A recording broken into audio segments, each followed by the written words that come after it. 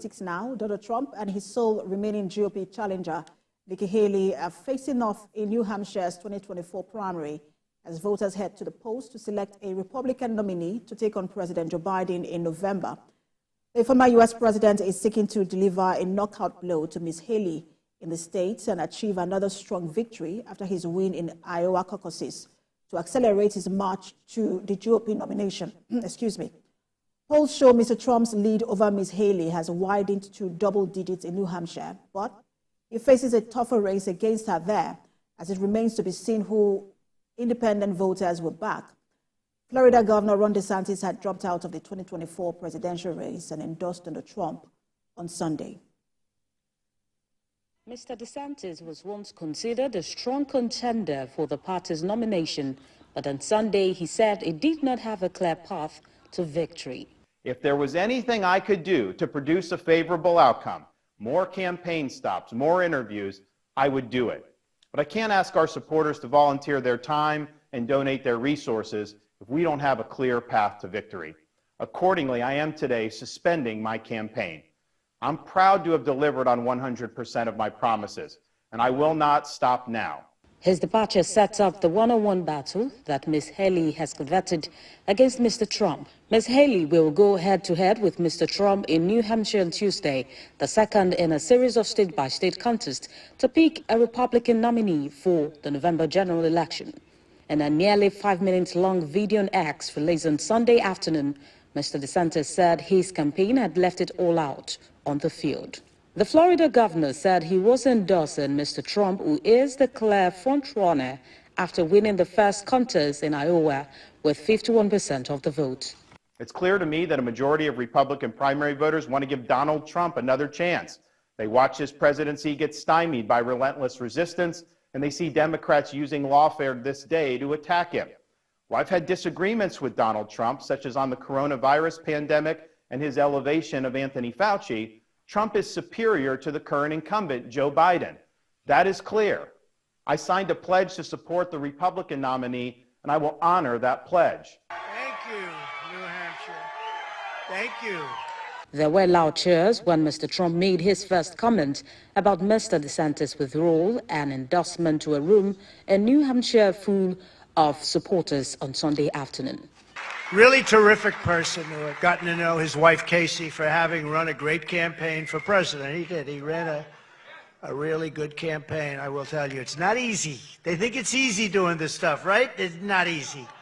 But as you know, he left the campaign trail today at 3 p.m., and in so doing, he was very gracious, and he endorsed me, so I appreciate it.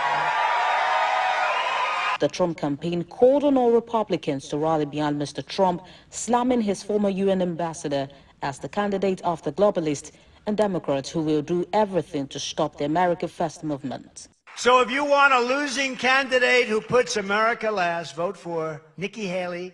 Ms. Haley, a former South Carolina governor, responded by insisting she was the conservative candidate, the only one who could beat Mr. Biden. But for now, I'll leave you with this. May the best one win. Mr. DeSantis narrowly finished ahead of Ms. Haley in last week's Iowa caucuses with 21% of the vote compared to our 19%, both well beyond Mr. Trump. At the time, Mr. DeSantis framed the second-place finish as a victory, but it was a major disappointment after he spent the bulk of his time and resources courting its conservative evangelical voters. His departure from the race allows Mr. DeSantis to avoid an embarrassing potential third-place finish in New Hampshire to Ms. Haley, who has focused far more of her resources in the states. And global affairs analyst Ibidolakbo Ajayi joins me virtually from Texas, USA, for more on this. Good to have you join us. Thank you for having me. So I want to get to what could play out in New Hampshire in just a moment. But let's talk about the Republican field. It started with 14 hopefuls and has now thinned to a two-person race. To whose advantage does this play? Is it Nikki Haley or Donald Trump? Question? I was asking you if the fact that it is now a two-person race in the Republican field, if it plays to the advantage of Donald Trump or it plays to the advantage of Nikki Haley. Thanks.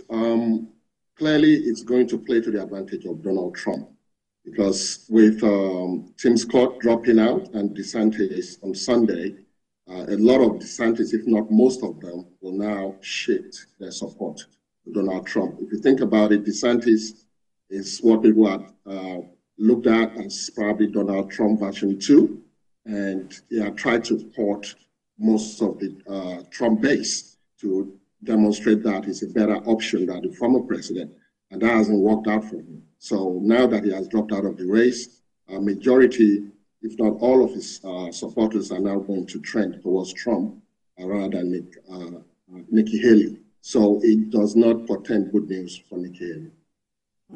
And Nikki Haley had wanted a one-on-one clash with Donald Trump for months. Considering that she finished third in Iowa, does she have the momentum boost heading into New Hampshire? Well, she had a momentum boost even going into Iowa, and that didn't quite work out well because she came out third. Now, New Hampshire, the advantage she will have there is because independents and Democrats can register to vote in this primary.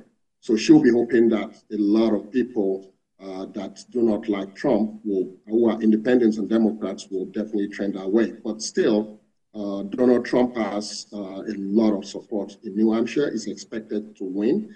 What Nikki Haley at best should look out for is to see if she can close the gap when the results come out later tonight. But the momentum right now is definitely for Donald Trump.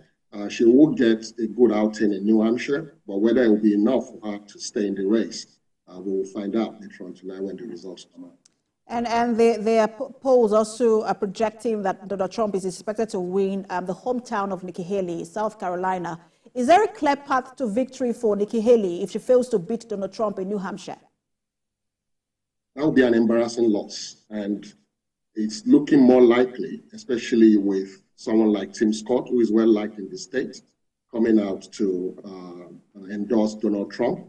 And this is somebody that she nominated when there was an open Senate seat. So basically, this is someone that she will have naturally expected to draw his weight behind her.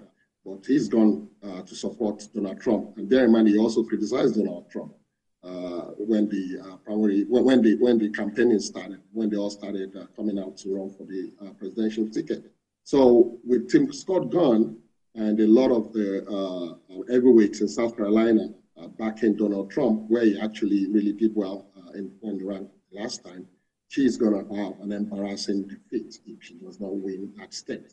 And that potentially could signify the end of her campaign and just basically hand over the sole ticket to Donald Trump. Donald Trump has always positioned himself as one who is impossible to beat. We'll see how it plays out in New Hampshire. Thank you so much for talking to us, Global Affairs Analyst Ibidolakbo Ajayi. Thank you for having me. Now to the